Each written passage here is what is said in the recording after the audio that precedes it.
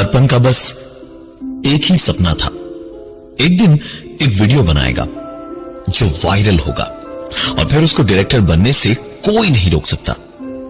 इसी उम्मीद पर प्रेरणा को अपने साथ लेकर एक लाइट हाउस गया, जहां के बारे में सुना था कि वहां रोज रात ठीक 2:25 पर एक लड़की लंबे सफेद गाउन में दिखती है जो लाइट हाउस से समंदर में कूद जाती है।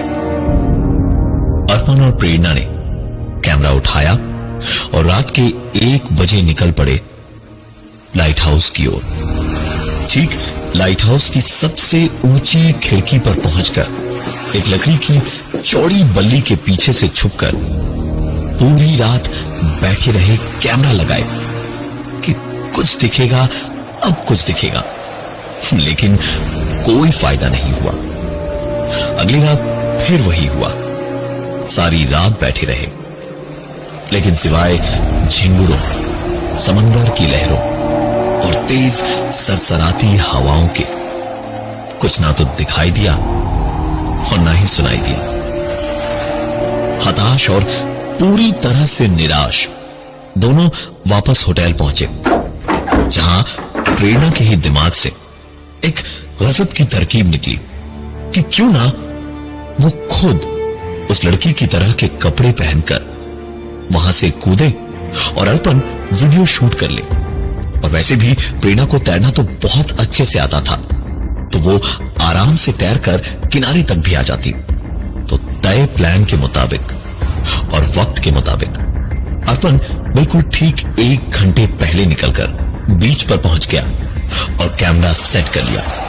और बिल्कुल सही टाइम पर प्रेरणा भी उसे आती हुई दिखाई दी, तो उसने कैमरा का फोकस उसी पर डाला। प्रेरणा बिल्कुल वैसे ही उसी लड़की की सुनी सुनाई कहानियों की तरह धीमे धीमे आखिरी 4 सीढ़ियां चढ़कर बिल्कुल खिड़की तक गई और एक लंबी बेहद डरावनी चीख मारकर पानी में कूद गई।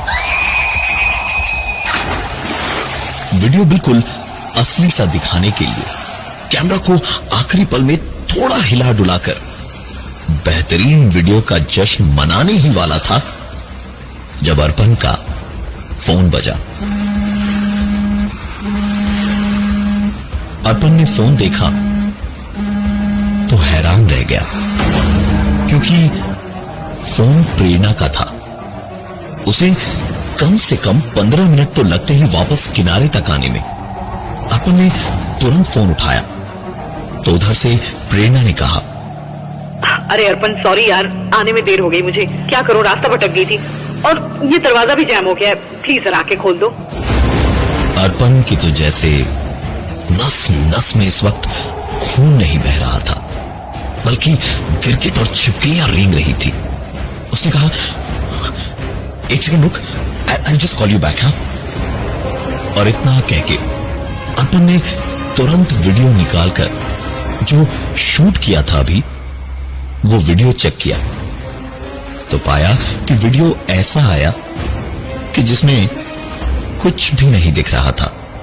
शूट करते वक्त बिल्कुल साफ था, सब कुछ ठीक था, लेकिन अब नहीं। अर्पण ने तुरंत प्रेरणा को वापस फोन किया तो उसने बताया कि उसने रास्ता खोज लिया और वो पहुंच रही है। अर्पण ने किसी तरह से खुद को संभाला कि जो हुआ सो हुआ, कम से कम कोई नुकसान तो नहीं हुआ। प्रेरणा आई और प्लान के मुताबिक ही अर्पण ने भी वीडियो सही से शूट किया और शूट करते ही चेक भी कर लिया। वीडियो बिल्कुल सही आया था। खुशी खुशी जाकर नीचे रेलिंग के पास खड़ा हुआ और प्रेरणा को खुशी से हाथ हिला हिलाकर जल्दी आने का इशारा करने लगा। प्रेरणा बस किनारे तक पहुंचने ही वाली थी जब अचानक ही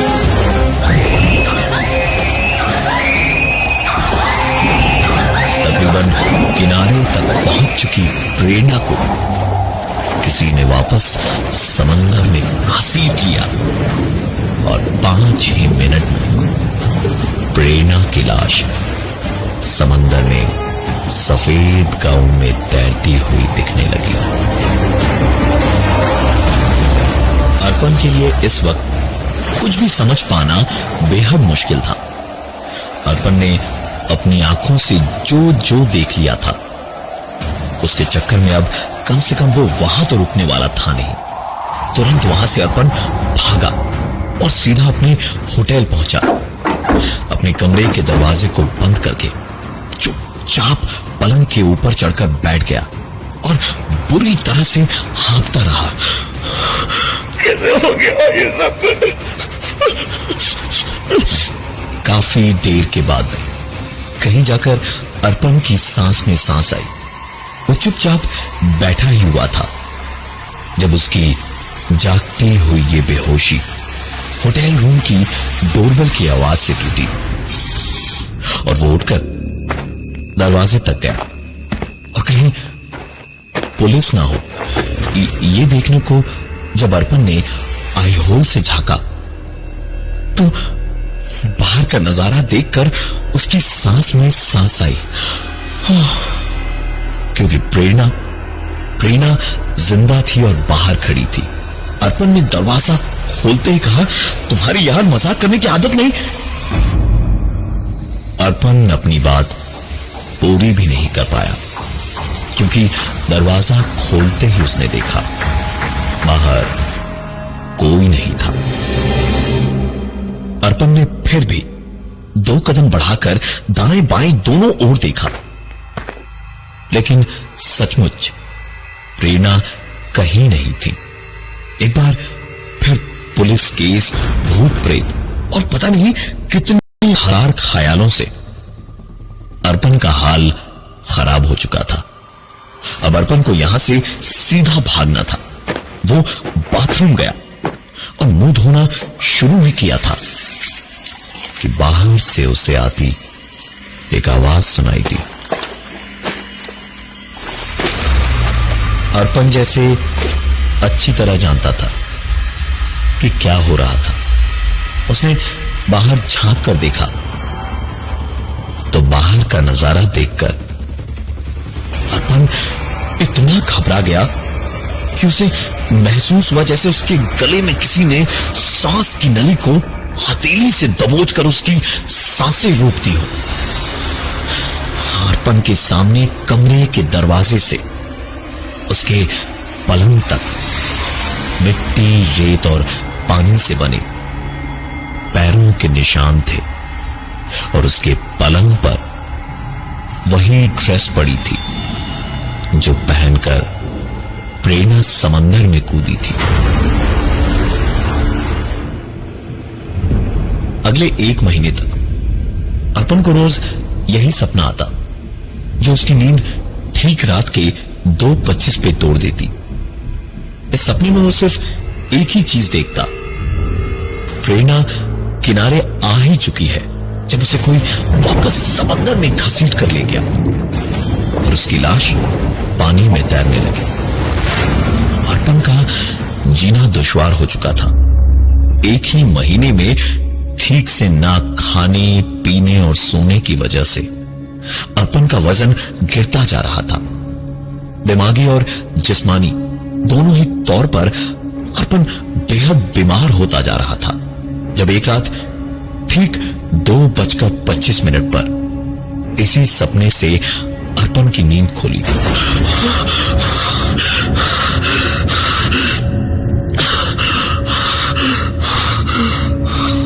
तो रोता हुआ अर्पण हाथ जोड़कर बोला, मैंने क्या किया है प्रेरणा? मैंने क्या बिगाड़ा है तुम्हारा? ये तो तुम्हारा ही आइडिया था कूदने का। मैं तो तुम्हें नुकसान नहीं पहुंचाना चाहता था। तुम मेरे साथ ऐसा क्यों कर रही हो? मेरे साथ ऐसा क्यों कर रही हो? क्यों आती हो मेरे सपने में हर रात? क्यों मुझे परेशान कर रही हो?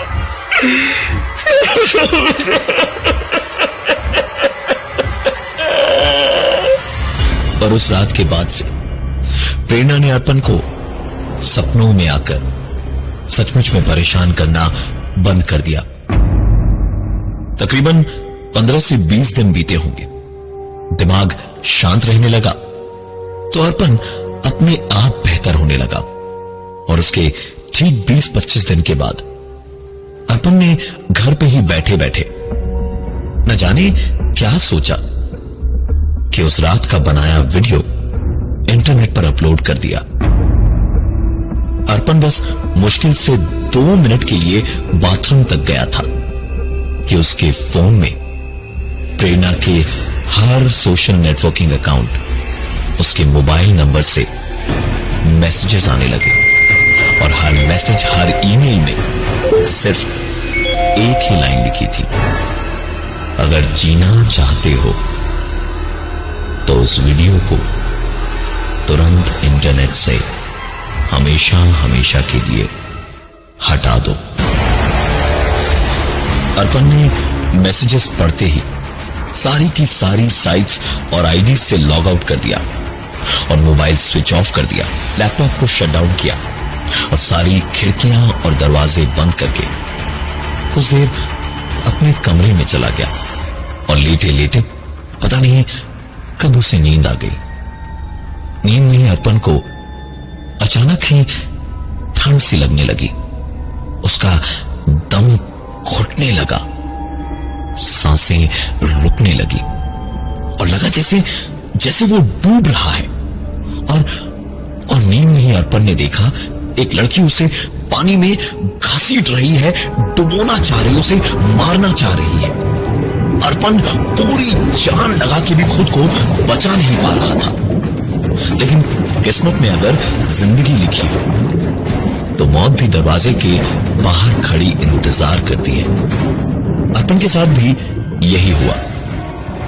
उसकी नींद एक झटके से खुली और उसके बाद जिस हाल में उसने अपने आप को देखा, उसे देखकर अर्पण को ऐसा लगा जैसे उसके बदन में किसी बिजली के नंगे तार छुआ दिए गए हों, क्योंकि अर्पण लेटा तो अपने पलंग पर था, लेकिन इस वक्त वो बाथरूम में अपने बाथ टब में था, पानी से भरा हुआ बाथ टब जिसमें वो डूब रहा था।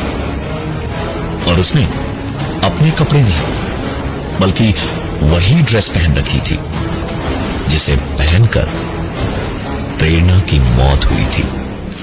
पूरे बदन पर समंदर की रेत और मिट्टी लगी हुई थी। अर्पण इस वक्त हिल भी नहीं पा रहा था, सिर्फ हांफे जा रहा था।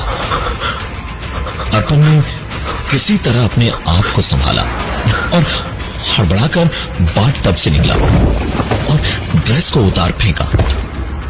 इन सारी चीजों के बाद एक कोने में जाकर अर्पण किसी बेहद डरे हुए बच्चे की तरह घुटनों में चेहरा छुपाए बैठा हुआ था और चारों ओर चोर निगाहों से रह रहकर देखने लगा। इस वक्त अर्पण शायद एक पुतले को भी अपने सामने देख लेता तो उसको भी अपना जिगरी दोस्त बना लेता, क्योंकि इस वक्त वो खुद को बेहद अकेला महसूस कर रहा था। अर्पण बैठे बैठे ही दीवार की ओर घूमा और हवा में बातें करने लगा। प्रेरणा, मैंने तेरा क्या बिगाड़ा है रे? क्यों मेरे साथ ऐसा हो रहा है? मेरी गलती नहीं थी प्रेरणा, मैं तुमसे प्यार करता हूं प्रेरणा, मुझे छोड़ दे प्लीज, मुझे छोड़ दे। इस तरह तो मैं हमेशा हमेशा के लिए पागल हो जाऊंगा। और अगर ऐसे ही रहा तो मैं खुद को मार लूंगा प्रेरणा, मैं खुद को मार लूंगा। अर्पण का ये रोना देखकर पत्थर भी खून के आंसू रो देता, लेकिन अर्पण को इसका कुछ और ही जवाब एक आवाज ने दिया। मैं भी तो यही चाहता हूं कि तुम मर जाओ। अर्पण ने जैसे ही ये आवाज सुनी, उसे अपनी आंखों के आगे अंधेरा सा छाता हुआ महसूस होने लगा। अर्पण धीमे धीमे बेहोश हो गया। सवेरे उसकी बेहोशी टूटी दरवाजे की घंटी की आवाज से। उठ के अर्पण ने दरवाजा खोला तो दूध वाला आया हुआ था, जो अर्पण को देखते ही पहले तो हंस पड़ा और बड़ी गंदी सी हंसी थी उसकी, जैसे अर्पण कोई बेहद घटिया इंसान हो। अर्पण ने उस पर ध्यान नहीं दिया और चुपचाप दूध लेकर अंदर आ गया। डर तो अब जैसे अर्पण की जिंदगी का ऐसा हिस्सा था जिससे वो बच ही नहीं सकता था। अर्पण को दिन में करीबन 3 बजे एक मीटिंग के लिए जाना था। वहां अगर काम मिल जाता तो अर्पण असिस्टेंट डायरेक्टर बन जाता। नहाकर अर्पण ने कपड़े बदले और सीधा निकल पड़ा मीटिंग के लिए मॉल के कॉफी शॉप की ओर। मॉल बहुत ज्यादा दूर नहीं था, इसलिए पैदल ही निकल पड़ा। रास्ते में 1-2 लोगों ने उसे देखकर वैसी ही दूध वाले जैसी हंसी हंसती, तो उनको देखते देखते अर्पण ने उन्हें पागल समझकर मुंह फेर लिया और अपनी ही धुन में चलता रहा। एक लड़का सामने से ही आ रहा था, जिसके चेहरे पर एक अजीब सी हंसी थी। उसे 1-2 बार पुलिस स्टेशन के पास में देखा था अर्पण ने। उसके करीब से जैसे ही वो निकला तो धीमे से अर्पण के कान में उसने कहा, क्या चिकने, मिलेगा क्या आज? अर्पण को समझ नहीं आया कि ये हुआ क्या, तब तक जब तक वो अचानक मॉल तक नहीं पहुंचा और मॉल की सिक्योरिटी ने उसे अंदर जाने से रोकना शुरू किया। अर्पण उन पर बिगड़ने लगा और झड़प शुरू हो गई तो धक्का मुक्की में ही अर्पण ने अपनी सूरत शीशे में देखी। अर्पण ने जब खुद को देखा तो उसे खुद से घिन आने लगी। अर्पण के चेहरे पर मेकअप किया हुआ था, लिपस्टिक लगी थी और काजल भी था, पर ये सब कब हुआ, कैसे हुआ? अर्पण का डर अब धीरे धीरे उसकी बेइज्जती में बदल रहा था। अर्पण वापस दौड़ा अपने घर की ओर। पूरे रास्ते कहीं बच्चों ने मजाक उड़ाया तो कहीं बड़ों ने। अर्पण का दिल खुदकुशी करने का हो रहा था, लेकिन इसके लिए भी जरूरी हिम्मत नहीं थी उसमें। वापस घर जाकर अर्पण घंटों रोता रहा और आखिरकार रात को नशे का सहारा लेकर किसी तरह सो गया। लेकिन एक बार फिर उसका दम घुटने लगा, सांस की नली दबने लगी और आज वो लड़की जो उसे पानी में खींच रही थी, उसकी सूरत थोड़ी साफ दिखने लगी। लेकिन साफ दिखने के बावजूद भी वो शक्ल थोड़ी धुंधली थी। आखिरकार सांस के लिए तड़पते तड़पते अर्पण की आंख खुली। भरे बाथटब में वही ड्रेस पहने हुए, समंदर की रेत और मिट्टी लगाए हुए उठकर उसने खुद को शीशे में देखा तो चेहरा तो उसका था, लेकिन पूरी सजावट लड़कियों जैसी थी। और घड़ी में ठीक 2:25 हुए थे। अर्पण अगले पूरे दिन घर से नहीं निकला। दूध वाले से उसने दूध बाहर ही रखवा दिया और उसके जाने के बाद उठाया। रात के वक्त सोने गया तो बाथरूम के दरवाजे को ताला लगाकर सोने गया। लेकिन कुछ ही देर हुई थी सोए हुए कि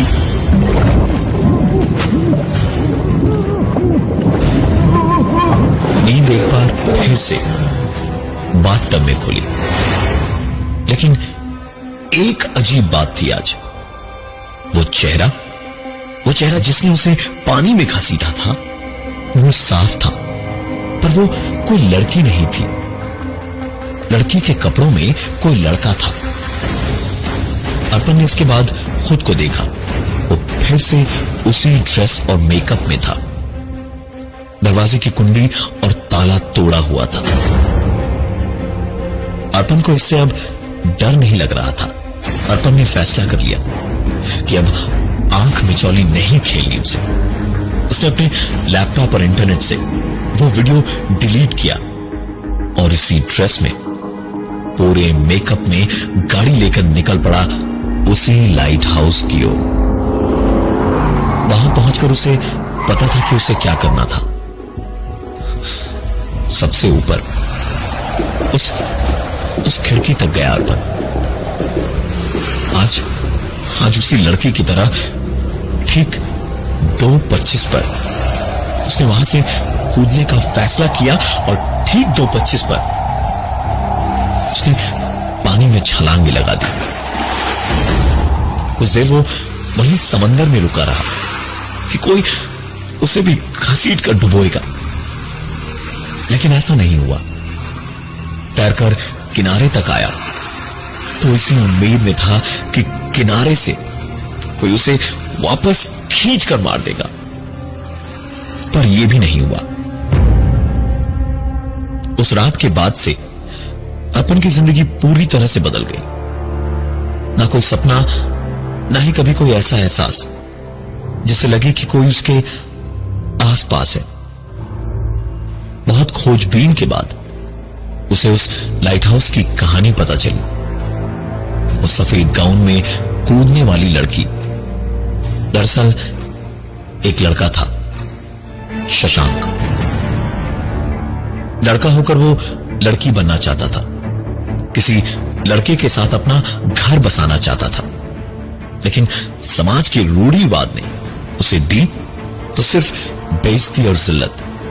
उस लाइट हाउस से छलांग लगाकर उसने अपनी जिंदगी खत्म तो की, पर एक औरत के रूप में। शशांक ने अर्पण को जीने दिया, क्योंकि अर्पण ने कुछ दिनों के लिए ही सही, पर शशांक के दर्द को झेला, उस जिल्लत को झेला जो जमाने भर से शशांक को मिली थी। वो भी इसलिए क्योंकि वो लड़का था और बनना लड़की चाहता था। वक्त रहते अर्पण को भी अपनी गलती का एहसास हो चुका था और उसने वो वीडियो डिलीट कर दिया था। लेकिन अर्पण आज भी रात को बाथरूम को ताला लगा के ही सोता है।